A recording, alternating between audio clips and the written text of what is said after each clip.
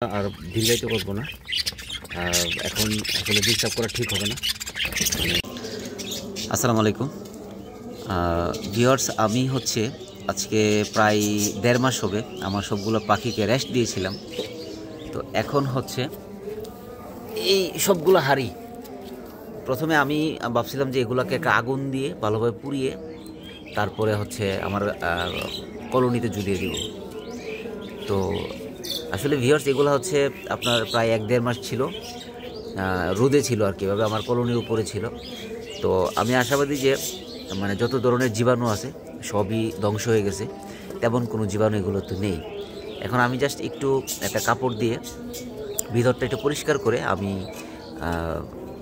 আমার কলোনিতে ঝুলিয়ে দেবো এগুলো, এবং আমি আশাবাদী যে 1 সপ্তাহের মধ্যে আমার সবগুলো পাখি আবার ডিম দিয়ে ফেলবে।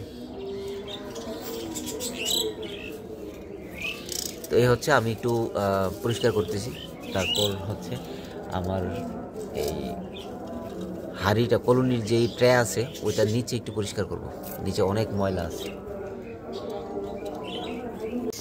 এই আমার পাখির ট্রে, যেখানে আমার এই কলোনির সবগুলো ময়লা পড়ে।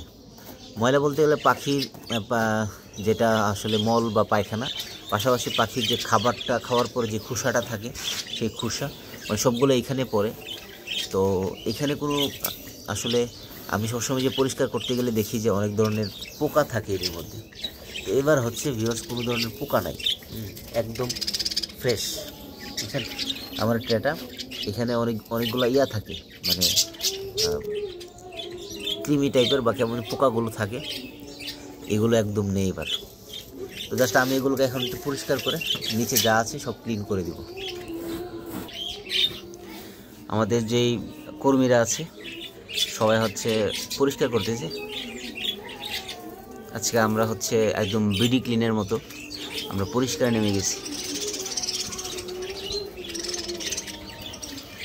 এই আমার পাখিগুলো আসলে এই প্রচণ্ড শীতেও আমার সবগুলা পাখি এখন সুস্থ।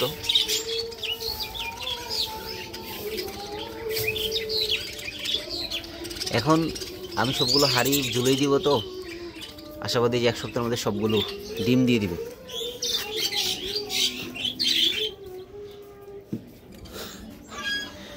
এই আমাদের এখনের ট্রে, সব পরিষ্কার হয়ে গেছে, অনেক টায়ার্ড হয়ে গেছি আমরা সবাই। এই এই বলটাতে প্রায় 20 কেজি ময়লা নেবে। তো এইখানে অলমোস্ট 15 কেজি হবে, অনেক বড় একটা বল, 15 কেজি ময়লা হবে। আর আশপাশে যা আছে সব পরিষ্কার হয়ে গেছে এখন। তো সব কিছু নতুন করে আমরা আজকে আবার আমাদের হাঁড়িগুলো সবগুলো দিব। এখানে প্রত্যেকটা হাঁড়ি আবার সেট করব। এখানে 4 জোড়া 8 পিস হাঁড়ি, আমার রানিং পেয়ার এখন 8 জোড়। তো আমি 8 জোড়ের জন্য এই 8টা হাঁড়ি নিয়েছি। আর আমার 2-1টা হাঁড়ি ভেঙে গেছে, ওই যে একটা জ্বর হয়েছিল, ওই জ্বরের পরে আমার কিছু হাঁড়ি ভেঙে গেছে। যাই হোক, এখন সারাদিন এগুলো রোদে শুকাবে, আরও হয়তো 2-3 ঘন্টা পরে আমি হাঁড়িগুলো দিব। তো এখানে আমাদের সবগুলো হাঁড়ি আমরা সামনে নিয়ে নিয়েছি।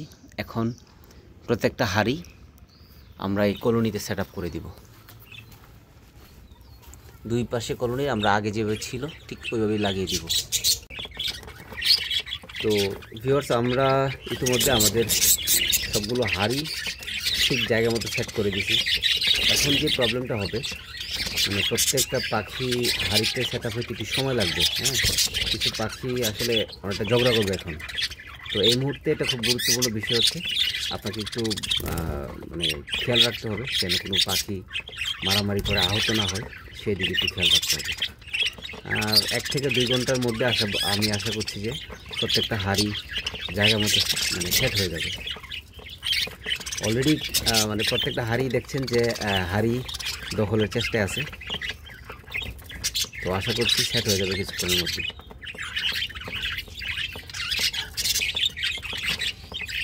তো তো ভিউয়ার্স, আমি আমার এই ভিডিওটা আর দীর্ঘায়িত করব না।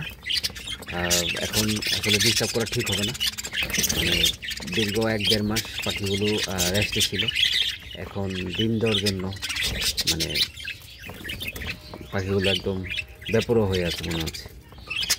যাই হোক, আপনারা দেখছেন যে এখন কিছু পাখি হাড়িতে ঢুকে গেছে, কিছু ঢুকতেছে। আশা করছি যে কিছুক্ষণের মধ্যে ঠিক হয়ে যাবে। ধন্যবাদ। আবারও হয়তো পরে আমি আপডেটটা দিব পাখিগুলো কীভাবে হাড়িতে সেট হলো, বা পুরো দৃশ্যটা আবার তুলে ধরার চেষ্টা করব।